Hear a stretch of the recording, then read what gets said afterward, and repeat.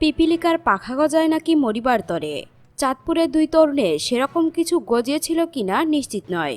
সেটা হোক বা না হোক, টিকটক বানাতে গিয়ে কঠিন শাস্তি পেল তারা।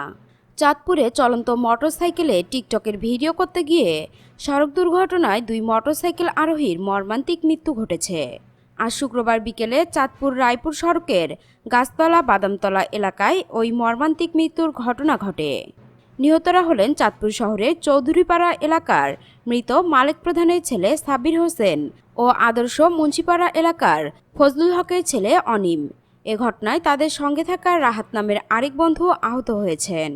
নিহতের স্বজন ও একাধিক প্রত্যক্ষদর্শীরা জানান, দুপুরে তারা তিন বন্ধু মোটরসাইকেলে করে শহর থেকে চাঁদপুর সদর উপজেলার ৮ নং বাগাদি ইউনিয়নের চৌরাস্তা এলাকায় ঘুরতে যান। সেখান থেকে তারা ফিরে আসার সময় টিকটক বানানোর জন্য চলন্ত মোটরসাইকেলে মুঠোফোন দিয়ে ভিডিও করতে থাকেন। এ সময় তাদের মোটরসাইকেলটি বিপরীত দিক থেকে আসা একটি সিএনজির সঙ্গে মুখোমুখি সংঘর্ষ হয়। এতে মোটরসাইকেলে থাকা তিন আরোহী রাস্তার উপর ছিটকে পড়ে গুরুতর আহত হয়ে পড়েন। পরে স্থানীয়রা তাদের সেখান থেকে উদ্ধার করে চিকিৎসার জন্য চাঁদপুর সরকারি জেনারেল হাসপাতালে নিয়ে গেলে কর্তব্যরত চিকিৎসক তাদের দুজনকে মৃত ঘোষণা করেন। দর্শক, এখনকার মতো এখানেই শেষ। পরবর্তী আপডেট নিউজ পেতে আমাদের সঙ্গেই থাকুন। ধন্যবাদ।